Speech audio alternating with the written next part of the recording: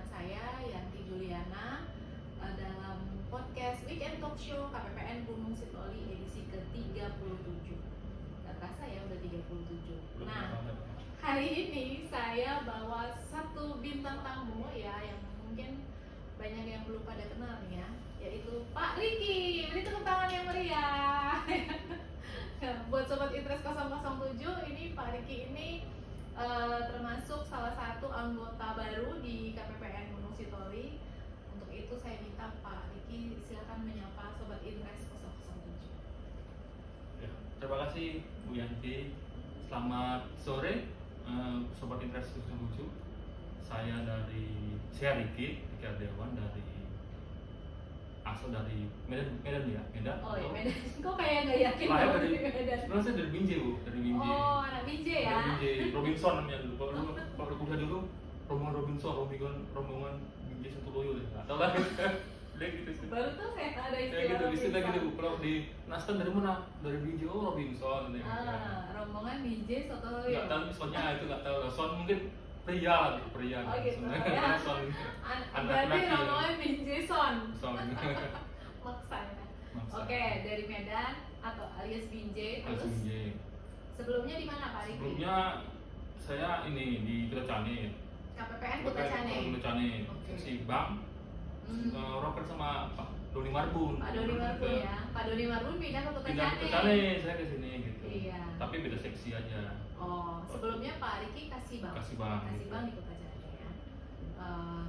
Jadi sebelum dari Kota Cane, Bapak dari Medan. Dari Medan. Dari Medan, ya. Promosi ke Kabupaten Kota Kota Cane. Cane. Berarti keluarga semua di Medan ya, Keluarga Pak? di Medan. Karena memang istri bekerja. Oh, istri di Medan kerjanya. Anak-anak berapa orang, Pak? Anak-anak 2 orang. Karena nanti masih sekolah ya, masih SD masih SMP. Yang besar masih SMP baru masuk. Iya. Jadi kalau pindah-pindah kan agak susah. Jadi Iya. tetaplah di Medan. Oh, Di Medan. jadi tetap menimba ilmu di Medan. Iya, lebih ini kan. Bapaknya yang merantau ya? Yang merantau. Iya. Semoga bisa cepat pindah lagi ya, Pak. Amin. Itu sama-sama. Semoga sama-sama. Baik, Pak Riki tadi cerita tentang Kota Cane ya. Apa perbedaannya Pak, Kota Cane sama Gunung Sitoli, Pak? Sebenarnya Kota Cane sih lebih sepi ya kalau dari jumlah penduduknya. Cuman dan dari segi kerjaan juga lebih sedikit karena memang di situ cuma hanya 2 pemda. Posisinya kan 2 pemda. Kemudian saya juga mungkin lebih sedikit juga sekitar Kota saya itu ibu kota kabupaten gitu. kabupaten Tenggara. Karena dia di daerah pegunungan di tengah lembah sebenarnya. Diapit pegunungan. Berarti udaranya dingin ya? Panas sih nggak Bu? Panas. Karena memang dia di lembah di lembah panas dia. Berarti beda dengan Gunung Sitoli yang laut ya pemandangannya ya? Beda. Tapi dia kanan kiri depan gunung kan. Bukit-bukit lah, bukit barisan itu. Bukit loser itu. Oh gitu. Berarti sawah-sawah gitu ya? Sawah-sawah, gunung, hutan-hutan banyak. Oh banyak hutan. Dan sering apa? Banyak sungai dan sering ngejar bandang gitu. Oh. Karena banyak kan sungai kecil-kecil. Jadi kalau ada ngejar bandang nanti tiba-tiba jalan Hujan atau jembatan roboh atau jembatan terputus itu sering gitu. Oh. Kalau penduduknya banyak kan apa Pak? Penduduknya sih banyak sukunya, dia bukan hanya Aceh karena memang di dekat kalau dari perbatasan Medan dia kan ada sekitar 10 suku seperti itu. 10 suku ada dari Kota Cane itu. dominasi suku Alas. Suku Alas. Suku Alas tuh yang penduduk aslinya di situ ya. Yang Orang ada Aceh berarti ya? Orang Aceh. Dari Alas. Bahasanya beda dengan Aceh. Kayak lu pernah dengar Alas Gayo gitu ya? Iya, Alas Gayo, Gayo juga, terus banyak juga Aceh, Minang, terus Karo juga banyak Karo. Oh, dekat sama Karo ya berarti? Perbatasan dia. Gitu. Kalau Secara pekerjaannya apa pekerjaannya? Pekerjaannya rata sih petani. Petani. Gitu. Nah, Kalau kayak di Gunung Sitoli ini kan toko-toko ya, toko banyak ya. pegawai banyak ya. Kalau di sana banyak petani berarti. Petani, banyak kebun-kebun lah gitu, banyak kebun. Apa begitu? Gitu ya. Kalau kebun kopi ya di situ Pak. Kebun Penghasil kopi mereka. dia di Gayo, dari Gayo luar terus Aceh Tengah itu. Kalau situ banyak kan jagung, terus coklat itu penghasil utamanya. Di Kota Cane. Tapi diekspor itu coklatnya. Oh gitu. Coklatnya diekspor diekspor. Kan kemarin sempat lagi mahal-mahal ya, karena memang waktu di Afrika katanya lagi nggak ngirim, makanya lagi mahal-mahalnya di coklat. Berarti lumayan penghasilan penduduknya di sana ya? Lumayan. Taraf hidupnya lumayan ya Pak? Lumayan. Sempat pun ada binaan dari bea cukai itu coklat kan. Jadi dia ada penampungnya itu diekspor dibantu sama bea cukai. Ekspornya biasanya kemana tuh? Ke negara Eropa untuk buat coklat. Gitu ya, luar biasa ya. Coklat ya. Baru tahu saya coklat. Berarti bukan kopi ya, tapi coklat ya. Di jagung paling buat jagung. Oh gitu. Iya ya. Terima kasih Pak perkenalannya ya. Luar biasa, ini cerita tentang background ya. Jadi kita akan membandingkan bagaimana perbedaan antara papa sebelumnya. Mudah-mudahan betah ya. Mudah-mudahan betah. Masih Serba salah juga mendoakan betah ya, karena nanti takutnya betah nanti nggak bukannya berharap lama di sini, bukan sih ya kan, tapi maksudnya selama di sini menikmati ya kan, bisa menikmati. Betul waktu itu kan waktu bercanda sama teman-teman, Pak Riki suka mana? Suka laut saya. Tiba-tiba 3 hari kemudian dapat SK Gunung Story, ya kebetulan kayaknya doa itu nggak tahu. Apa kedengeran ya? Kedengeran, ya? suka laut kan kita gitu. Langsung dijawab gitu ya omongannya. 3 hari kemudian itu aku dinas ke Geoluas sama pelakang sama supir. Pak Riki nanti kemana nih? Nanti kan dia bercanda laut tuh, itu apa saya suka laut, TNI nggak tahu ya. Begitu Ternyata lautnya sampainya benar-benar dikelilingi ya Pak? Dikelilingi laut, ini pulau beneran gitu ya, bukan hanya selat ya. Saya kira cuma udah kayak gini lah, cuma Lampung nggak apa-apa, Lampung, semua kan laut juga kan. Pinggir laut ya. Pinggir laut. Pokoknya ke. Tapi pulau besar kan? Pulau Sumatera. Nah ini pulau kecil ya, nggak apa-apa Pak. Kita lautnya ini berlimpah-limpah ini berarti. Tadi matilah lautnya. Baik Pak Riki, Bapak saya undang ke sini, saya ini dari beberapa minggu lalu, ini sekitar 5 minggu ya, saya masih bercerita tentang growth mindset ya. Ini sebuah pemikiran, konsep ya, konsep sudah agak lama juga sebetulnya konsep ini dimunculkan oleh seorang psikolog namanya Ibu Carol. Jadi dia berpendapat bahwa orang yang cenderung orang yang lebih berhasil ya, orang yang biasanya berhasil itu cenderung memiliki pemikiran yang bertumbuh, punya konsep growth mindset ya, jadi mindsetnya itu bertumbuh gitu, dibandingkan dengan orang yang punya pola pikir atau mindsetnya fix mindset gitu. Nah dari kemarin saya udah banyak cerita dengan teman-teman yang hadir di sini ya, aspek-aspek yang ada di growth mindset. Biasanya kalau growth mindset itu diversuskan dengan fixed mindset gitu ya. Salah satunya dengan bagaimana mereka percaya bahwa bakat itu bukan takdir gitu ya. Jadi bakat itu bisa dikembangkan gitu ya. Dari pembicaraan-pembicaraan sebelumnya nih Pak. Terus bagaimana kita menghadapi sebuah tantangan ya. Bagaimana menyikapi kalau kita mengalami kegagalan. Nah ini konsep yang terakhir yang mau saya diskusikan dengan Pak Riki adalah bagaimana ketika kita menghadapi kritik gitu. Jadi orang-orang yang punya growth mindset itu biasanya penerimaannya terhadap kritik itu beda dengan orang yang punya fixed mindset. Seumur hidup Pak Riki udah berapa? 30 atau 40 tahun ya Pak? 40 tahun. 40 tahun ya? Saya pikir masih 27 Pak? Enggak ya? Udah. Jadi seumur hidup Pak Riki pasti pernah menerima kritik ya? Pernah. Nah kira-kira setiap kali menerima kritik apa tuh yang Bapak sikapi? Maksudnya naik turun kah atau selalu sama datar aja, flat aja gimana? Iya. Sebenarnya gini Bu ya, kan kritik itu kan memang ada dua ya, ada dua yang harus kritik. Orang yang membangun, jadi kan membangun dari orang kritiknya bagus nih membangun, jadi kita termotivasi perbaikan. Kemudian ada yang memang non konstruktif, macam mengejek, macam membuli itu kan. Oh pernah ada juga ya menerima yang kayak gitu? Itu sering waktu kecil-kecil, cuman kan itu gitu. Menunjukkan mental ya, motivasi.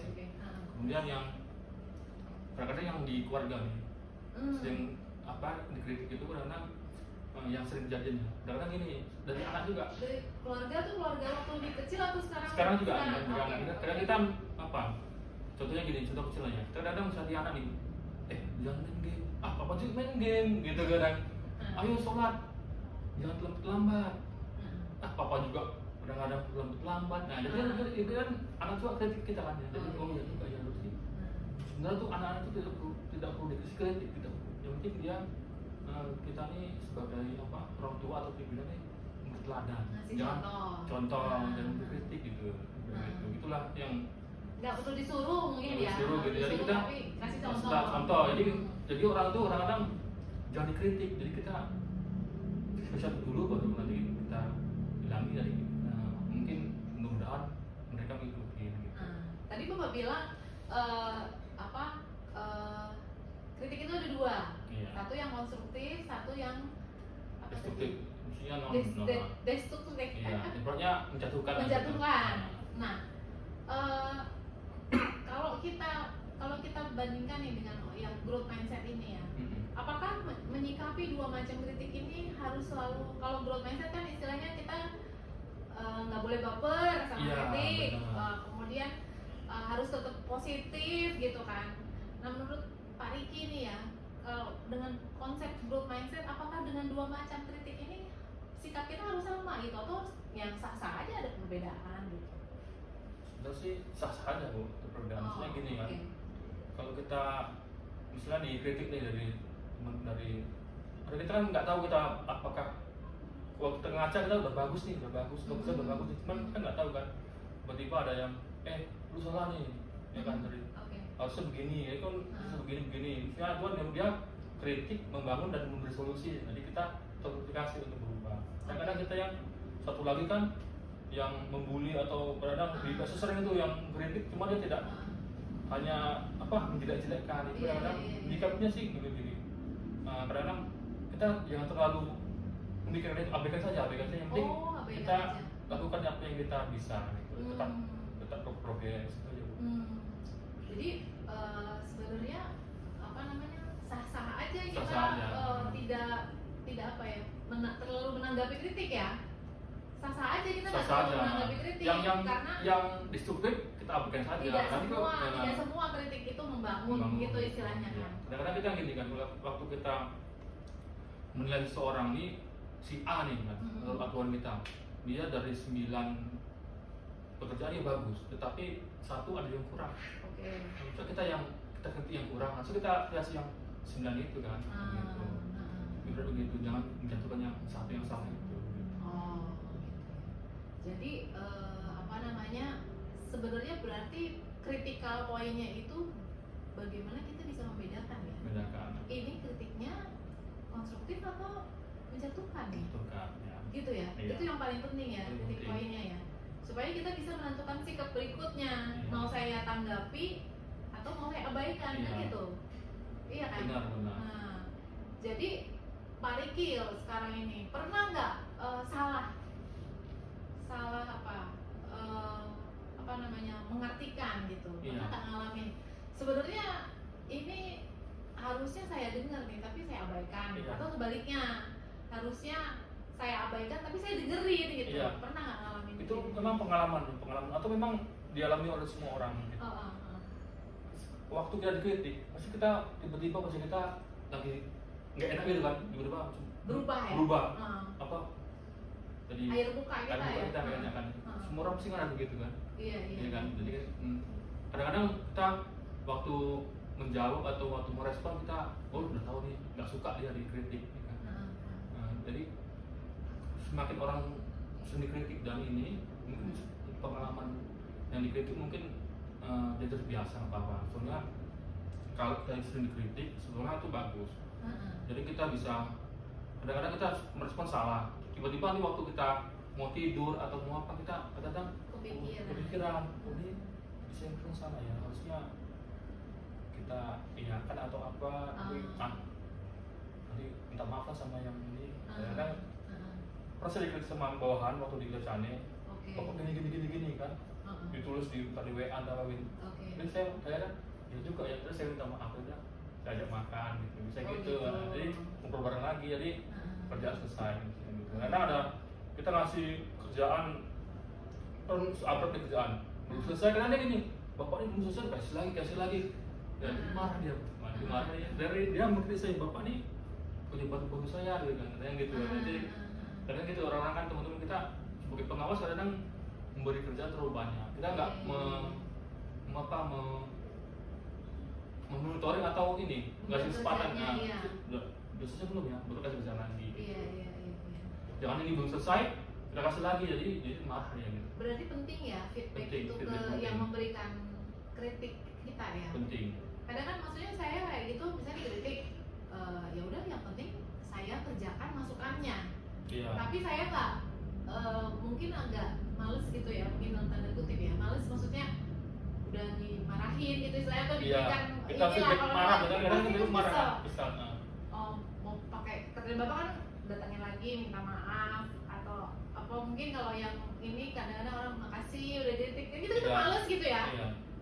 Kalau saya mungkin lebih milih ya udah yang penting harus saya kerjain lah gitu, Iya. tapi nggak Karena kita harus ini juga merenung juga kita merenung. Oh ya tadi salah ya, ini memang salah kita itu berarti harus memang introspeksi diri juga. Kalau dikritik itu jangan yang kita ambil. Biasanya gitu Pak Riki, maksudnya selalu memberikan feedback kepada yang memberikan kritik. Selalu. Macam kita ngadakan FKP kan termasuk kritik. Oke. Terhadap instansi kan? Iya, Kita secara formal ya. Formal kita ngasih feedback kan. Iya. Macam kita juga harus kita pimpinan juga kita kadang-kadang perlu juga begitu ke bawah kita. Ditulislah kritik untuk saya ini apa yang perlu diubah, apa yang salah dari saya mungkin ke teman-teman juga. Jadi kita tahu sebagai pimpinan juga tahu juga kita ini kurang monitor atau kurang memberi solusi gitu kan. Itu bagus juga selalu. Jadi diberikan ruang ya. Ruang kepada teman. Dalam tulisannya tulisan atau kita baca kita renung sendiri. Itu bagus. Biasanya kalau kayak gitu selalu sih maksudnya apa ya, kadang-kadang yang paling ini sih nggak legowo gitu ya. Nggak legowo ya. Dan tadi kan waktu dikritik kita berubah gitu kan. Defensif ya tadi itu ya. Gitu. Defensif ya. Rata-rata kan begitu. Karena kayaknya saya nggak gitu deh. Gitu ya. Iya kan? Iya. Kapan saya pernah kayak gitu? Kayaknya saya nggak. Iya, kayak kalau ngebuat ya kan. Kita nggak tahu waktu kita ngomong apa, kita nggak tahu gitu kan. Waktu kita berbuat apa kita nggak tahu. Yang tahu kan yang memperhatikan teman-teman yang tahu. Iya. Atau mungkin persepsinya yang nggak sama. Iya, persepsinya. Iya kan. Saya mungkin maksud saya baik, misalnya. Tapi mungkin cara saya mengkomunikasikan ditangkapnya berbeda. Benar. Sehingga kita nggak ngeh gitu, kita nggak sadar bahwa orang mengira saya misalnya gitu kan. Karena maksud saya nggak seperti itu sih. Gitu. Makanya kita kadang defensif. Masa sih saya gitu? Iya. Kan? Seperti yang terjadi belakangan ini lah ya, kritik-kritik pemerintah itu ya. Nah, menurut Pak Riki ini kita lepas dari situasi sosial politik lah. Iya. Cara yang paling baik untuk memberikan kritik supaya atau masukan supaya bisa diterima dengan baik itu apakah perlu melakukan menarik perhatian Orang banyak atau iya seperti itu perlu kan sampai seperti itu ya biar FYP ya perlu kan sampai seperti itu atau gimana ya mungkin di yang sekarang ini kejadian iya, mungkin karena mungkin ini. terbanyak kritik mungkin karena sering kritik cuma karena nggak didengar sama pemerintah makanya lebih netizen sekarang netizen ya itu kan kalau menurut saya sih karena dia sering kritik dengan cara yang baik mungkin ya gini mungkin selalu diabaikan karena terabaikan itu yang selalu diabaikan itu mungkin dari berbuat yang kritik lebih tajam atau anarkis ya dari demonstrasi kan termasuk kritik juga karena dia selalu diabaikan selama ini kritik sama pemerintah atau mungkin mereka nggak ngerti ya salurannya mana gitu ya ya mungkin karena memang yang lebih cepat ya di medsos itu curhat di medsos itu cuman memang kadang salah juga sih terlalu vulgar gitu kan supaya lebih menarik perhatian gitu ya kan lebih gampang diakses sama netizen gitu kan jadi macam temen-temen yang lain mungkin terprovokasi kan karena gitu ya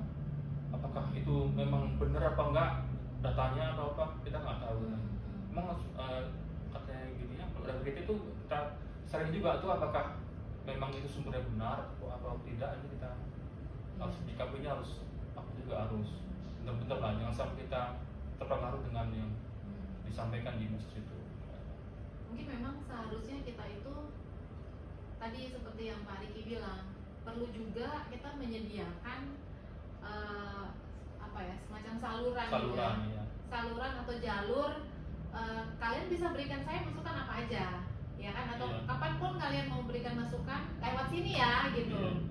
Dan orang tahu kalau dia menyampaikan di sini, dia itu akan ditanggapi ya, bukan Iya. cuma diabaikan gitu ya. Mungkin perlu juga seperti Sebenarnya sih udah banyak saluran Bu, Iya. macam yang dibuat Pak Gibran ya, yang Wapres kan, Wapres Gibran, Iya, itu iya. Gibran banyak sudah banyak di KPK. apa tadi. karena merasa nggak ditanggapi apa gimana ya? Mungkin gitu, orang diabaikan, ditanggapi, mungkin gitu. Saluran polisi udah banyak juga kan tadi. Pemerintah udah banyak soalnya. Karena terlalu diabaikan itu ya itu mungkin karena Ya berarti saluran itu hanya dipublikasikan tapi iya, nggak ada direspon, tindak lanjut. nggak ada respon gitu. Mungkin terlalu banyak, mungkin mau direspon terlalu banyak karena Iya. memang ada jutaan netizen kan yang Iya, gitu. iya, Jadi iya, ya, iya. repot juga sih. Kita Iya. nggak menyalahkan pemerintah juga untuk ini. Atau ada perbedaan ya? Iya, Perbedaan kenyataan gitu. bisa jadi. Gitu. Jadi orang merasa kayaknya nggak seperti yang dibilang, tapi kok Iya. saya rasanya begini gitu kan. Akhirnya dia menyuarakan protes ya. Benar. Ya intinya ya apapun kritik ya, kritik itu kadang-kadang memang kritik gak enak ya. Kritik gak enak ya. Pak Diki selalu menyikapi kritik dengan positif atau pernah kesel sama kritik? Ya kadang-kadang kesel, kadang-kadang positif juga. Biasanya kadang awalnya Biasanya kritik apa yang paling bikin kesel? yang bikin kesel.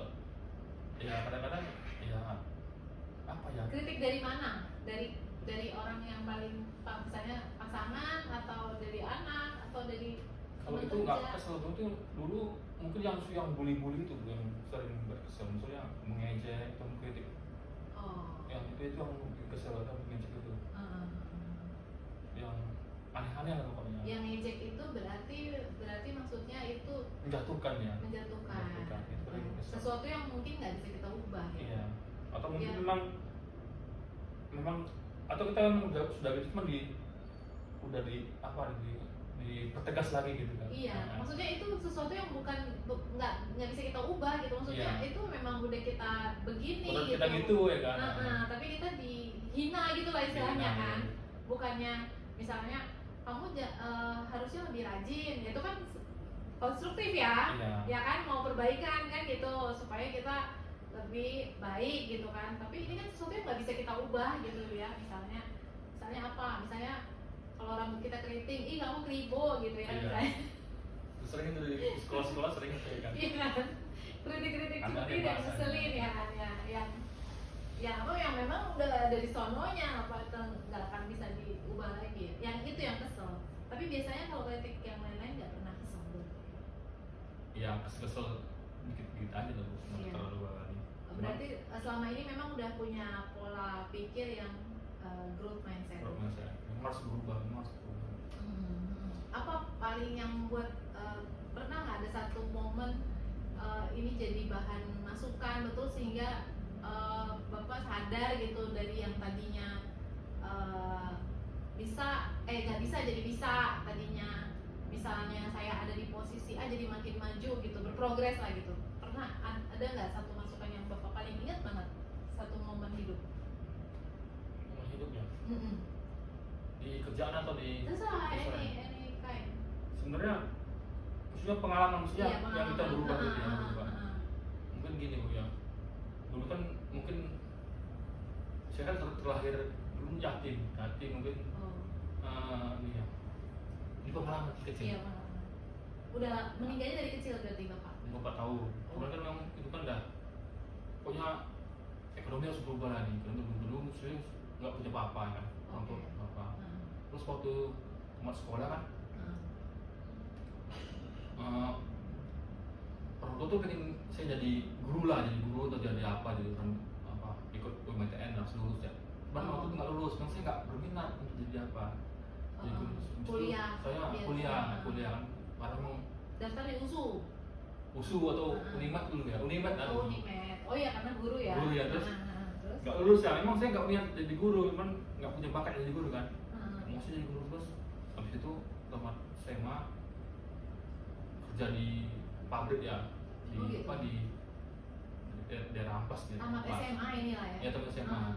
Tapi seperti kan ini kayaknya saya harus berubah nih. Saya masuk sumber harus di sini sih, harus kerja sini. Makanya berakhir di sini lah ya. Berubah saya kuliah di WISU kuliah kan, selain kuliah kan. Oke. Ya, Akhirnya kuliah lah ini.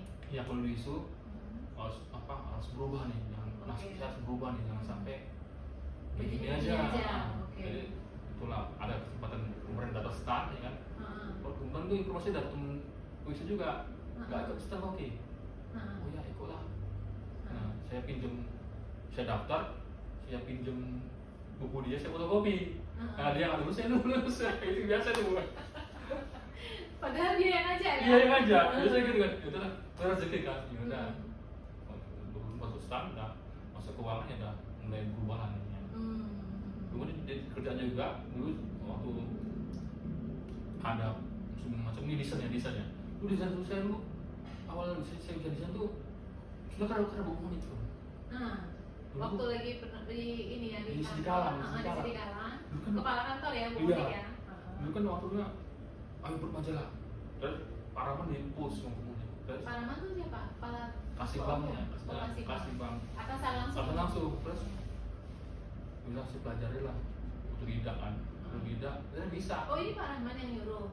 Pak Rahman kan nyuruh belajar pokoknya Pak grafis gitu lah. Pokoknya suruh buat majalah lah, yang bantu-bantu. Karena memang tuh ada itu kontes kan, harus ada inovasi lu ikut ceritanya ikut lomba KPPN percontohan. Iya dulu banyak tuh datang itu dan ya belajar dari itu dari salah satunya bikin inovasi majalah gitu. Semacam buletin ya. Iya, terus itu saya belajar otodidak ya udah, tapi sampai ke Kanwil kan. Sampai bisnisnya gitu. Akhirnya pindah ke Kanwil, terus ikut ini. Langsung laporan semua itu lah yang RPA itu. Jadi maksudmu itu apa namanya perubahan itu karena masukan dari orang, dorongan dari orang ya. Harus bisa kan? Tadinya nggak bisa. Tantangan harus bisa. Nanti mau cara buatnya, itu otodidak YouTube kan, gitu. Pelan-pelan, dia bisa. Ada gurunya itu, otodidak. Tapi di situ maksudnya karena apa namanya tantangan dari orang ya. Kalau kritik pernah nggak kritik? Oh kritik ya? Kritik ya dari yang kemarin bawahan yang ini lah, yang bawahan. Yang itulah yang paling menurutmu membuat perubahan. Memang kita harus belajar sih, harus belajar. Jangan hanya duduk aja kan, jangan nyuruh ini kita harus belajar, harus tahu. Akhirnya jadi bos yang lebih apa ya? Empati mungkin. Iya, empati. Jadi bukan cuma memberikan disposisi ya. Iya, betul gitu. Saya lihat beban. Kadang-kadang memang anggota itu perlu kita bantu juga, kita bantu, kita bagi lah, malah yang dia lagi sibuk kita kerjakan. Iya, atau paling nggak bantu mikir ya, arahannya seperti apa gitu kan. Jangan mereka udah kerja, baru mereka cari solusi lagi kan. Makanya lo tuh tertekan gitu kan. Iya. Oke, gitu ya. Luar biasa ya Pak Riki pengalamannya ya. Jadi banyak pengalaman hidup ya yang ternyata kita itu membutuhkan orang lain. Iya kan? Membutuhkan orang lain untuk kita bertumbuh, ya kan? Kalau kita berjuang sendirian itu mungkin kita tidak akan bisa bertumbuh sebegininya gitu ya, kan? Ya kan? Kalau itu tadi yang growth mindset kan memang kebanyakan itu bicara tentang bagaimana orang itu mendorong dirinya, ya kan? Yang pertama saya bahas itu talenta, bahwa kita itu jangan percaya bahwa kalau kita nggak punya bakat berarti kita nggak punya bakat sesuatu ya. Misalnya tadi Pak Riki bilang saya nggak punya bakat desain grafis gitu ya, karena nggak pernah gitu ya. Tapi ternyata bisa dipelajari, bisa. Ya kan? Mau bisa. Ya kan kayak gitu. Berarti kan itu dia Dorongan. mendorong dirinya sendiri juga kan gitu. Kemudian tantangan ya kan, tantangan orang memang kasih tantangan, tapi kan bagaimana kita mendorong diri kita untuk menyikapi tantangan itu. Lalu yang ketiga, kalau kita gagal ya kan, suatu saat kita pun pernah gagal, tapi kita nggak menganggap gagal itu sebagai sebuah akhir cerita. Udah Man, kalau udah gagal, oh berarti nggak kesini jalan saya, udahlah saya belok kanan aja, gitu kan, kayak gitu. Tetap itu bicara tentang diri sendiri. Tapi di aspek yang keempat ini, kritik, nah itu kita mulai melibatkan orang lain gitu, iya nggak? Jadi growth mindset itu juga bagaimana kita menyikapi apa ya, interupsi dari orang, iya kan? Kadang-kadang maksudnya kita memang kalau perjuangan hidup itu memang kita yang menentukan, ya kan? Tapi kadang-kadang kalau ada interupsi dari orang, kita nggak menyikapinya dengan benar, kita bisa apa namanya, tidak semaju ini juga, iya kan? Jadi tetap manusia itu memerlukan orang lain dalam hidupnya, gitu ya. Jadi itulah growth mindset ya. Semoga ini bisa menjadi pencerahan ya buat teman-teman obrolan kita ini ya. Bagaimana kita menyikapi hidup kan Pak Riki kan? Benar. Karena mau nggak mau memang keputusan kita sendiri sih, kita mau maju atau enggak keputusan kita sendiri ya. Kalau berarti cerita Pak Riki, kalau misalnya tadi memilih untuk nggak kuliah di STAR, ya mungkin nggak akan sampai di sini ya kan? Atau kerja di pabrik aja kerja di pabrik ya, dengan gaji yang UMR bawah UMR. Atau mungkin bisa jadi pemilik pabrik nggak? Kira-kira mungkin nggak tuh? Bisa jadi. Bisa jadi ya. Usaha. Karena profesional kita nggak tahu jalan Nggak hidup. tahu kita kan. Yang penting ada usaha ya, apapun mau ke kiri mau ke kanan tetap diusahakan, tetap bertumbuh ya. Baik Pak Riki, terima kasih banyak diskusi kita hari ini.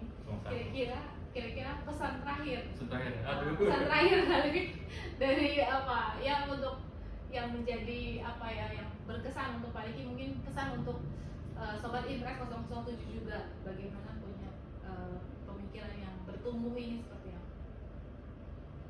Tentang kritik ya? Iya. Mungkin untuk pesan untuk Sobat Interest 007, mungkin kalau kritik itu hadapi saja, penting hadapin, kita introspeksi diri dan kita lakukan apa yang kita bisa.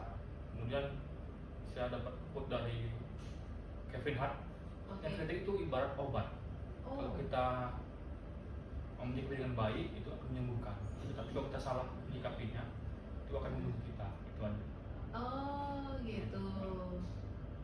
Jadi kritik itu obat ya, obatnya mungkin barangnya sama ya, tapi pikiran kita yang menentukan apakah ini mau jarak atau mau bunuh gitu ya. Itu juga kritiknya. Nice ya, luar biasa ya Sobat Interest 007. Tadi saya juga terkesan juga yang Pak Riki bilang, titik poinnya adalah kita harus bisa menentukan kritik itu apa tadi, konstruktif atau yang menjatuhkan, destruktif gitu. Destruktif itu membangun juga sebenarnya, konstruktif atau yang menjatuhkan, non konstruktif gitu ya. Supaya kita tahu mengambil sikap, apakah ini harus saya abaikan atau harus saya dengar, harus saya tanggapi ya. Terus kalau kita tanggapi itu juga tadi ya, obat itu ya. Mujarab apa enggak tergantung pikiran kita ya. Karena memang pernah kalau kita sakit gitu juga ya. Kalau kita percaya obat ini manjur, sembuh kita ya. Kekuatan pikiran juga ya. Baik, terima kasih banyak Pak Riki, luar biasa hari ini diskusinya. Semoga juga menjadi tambahan wawasan bagi seluruh Sobat Interest 007 dimanapun berada. Demikian saya akhiri, terima kasih banyak Pak Riki. Terima kasih banyak juga sudah menyimak. Sampai jumpa di Talk Show KPPN Gunung Sitoli edisi berikutnya. Yahoo!